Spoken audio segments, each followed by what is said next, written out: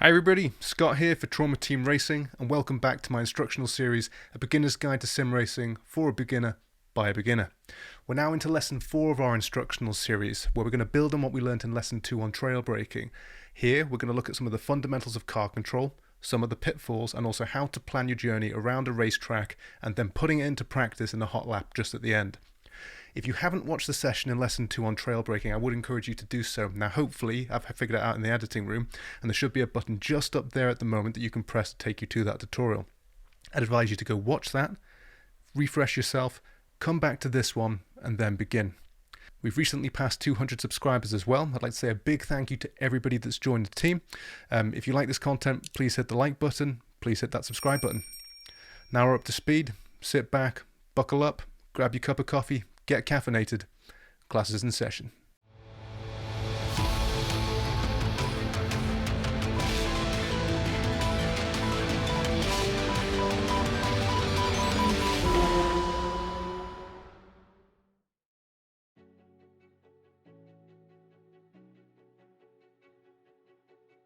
So let's start by looking at the roadmap for this tutorial.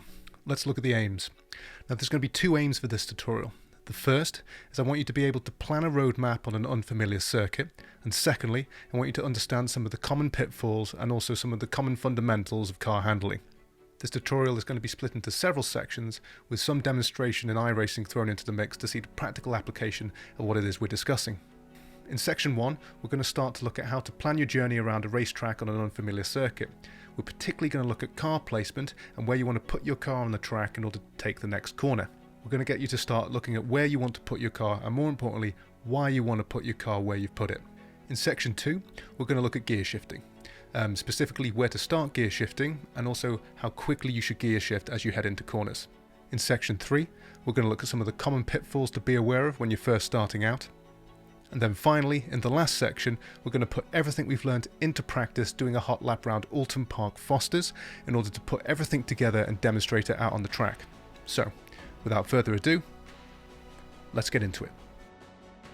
Car placement and lap planning. As we briefly touched upon when we looked at trail braking in Lesson 2, the car essentially follows a simple pattern through a corner.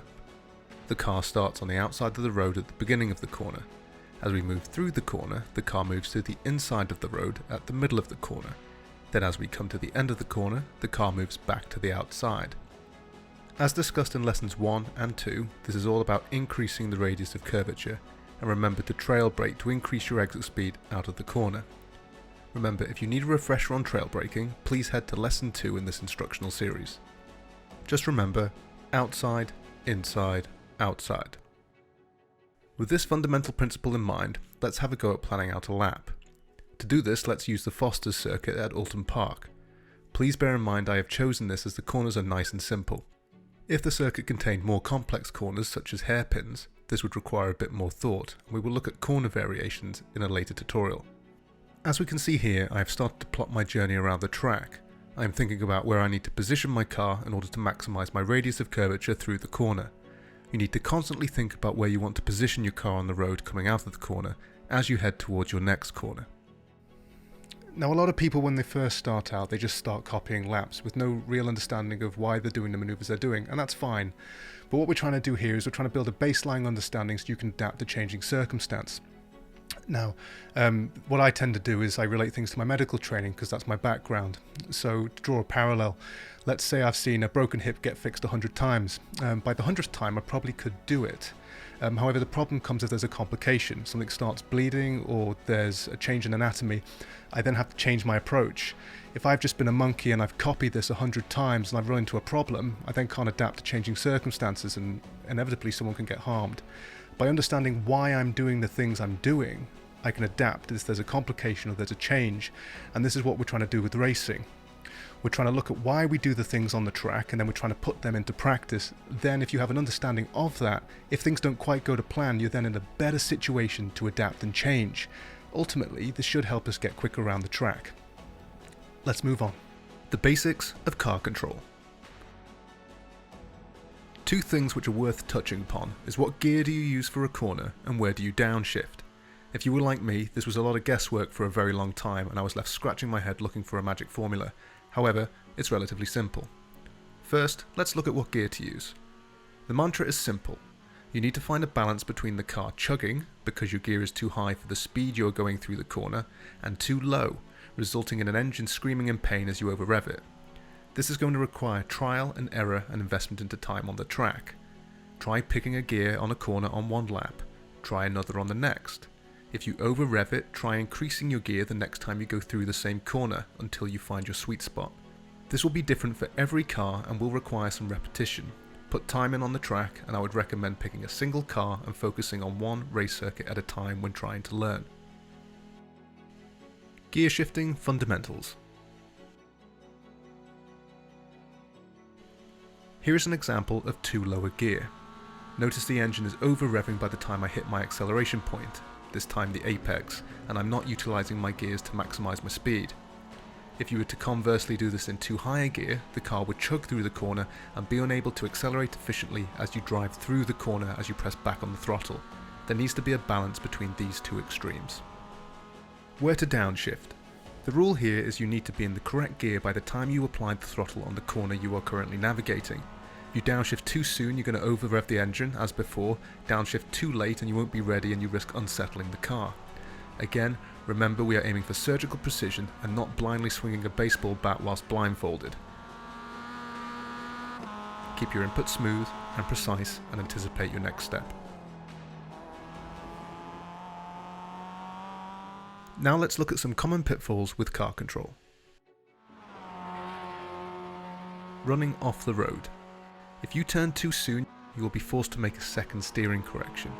At speed, the car might not respond to your second input, and the car will understeer as you have no further grip left for allocation, and you will run off straight into a brick wall. Braking late and being a hero. Everyone wants to be a hero, but don't brake too late. Pick a marker on a corner where you will start braking and stick to it. You can incrementally change this with each lap to experiment, make massive changes, and risk going headfirst into the wall again. Lifting the throttle. In order to understand this, we need to talk a little bit about weight distribution within the car as we accelerate and brake. Here in this example we are heading at speed down the straight. Note as we hit the brakes full on, pay attention to the amount of tyre you can see in the front wheel well. See it decrease? As we brake, the weight is shifted to the front of the car, giving more grip to the front tyres. This decreases the amount of grip at the rear. Less grip at the rear can force the car into a slide as it slowly loses traction. Although slightly less dramatic, this is what happens on a smaller scale when we lift the throttle. Note what happens when we put back on the throttle. Pay attention now to the rear wheel well. See how the wheel well closes down on the tyre as the weight is redistributed to the back of the vehicle, providing more grip to the rear. You want to keep that grip on the rear tyres as we accelerate through the corner. If you lift on the throttle, the grip is decreased on the rear and the car's weight gets shifted forward and you risk throwing the car into a skid. Don't do this.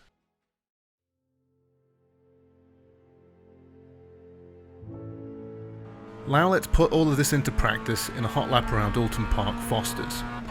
Here we are starting just crossing the line. I've put a overhead camera just in the top right there so you can see where the car's position is on the track. Now we're going to be approaching a slight left-hand turn here, so we're positioning the car over on the right-hand side of the track. Full throttle. Just a little bit of lifting, hit that apex, nicely done. Keep on the left-hand side, get into the correct gear, outside, inside, outside, keeping a nice big radius of curvature. Again, principles again, outside, inside, outside, nice big radius of curvature, being able to carry that speed through the corner. Now we're going to have a right-hand corner coming up, so we want to position the car on the left-hand side of the track, pick our braking point, select our correct gear, bring that car around, gentle on the throttle,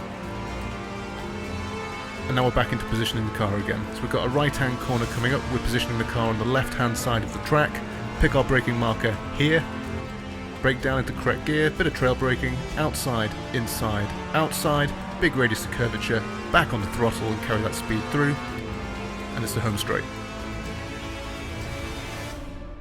Now hopefully we're now at a point where we're starting to piece things together and you're thinking about why and where you want to put your race car on a race circuit, and you're getting into a position where you might be able to plan a lap around an unfamiliar circuit. Again, I'll stress this isn't the only way to approach the problem, this is just the approach that helped me, and I'm hoping that this is also helping some of you as well. this is your first time here at Trauma Team Racing, welcome. I'd encourage you to go back and watch lessons 1, 2 and 3 because they feed directly into this one to bring you up to speed. I'd like to thank everybody that's subscribed so far. If you haven't already, please hit that like button, please hit that subscribe button, I'd really appreciate it. So until next time, as always, good night, good evening, good morning, see you in the next one.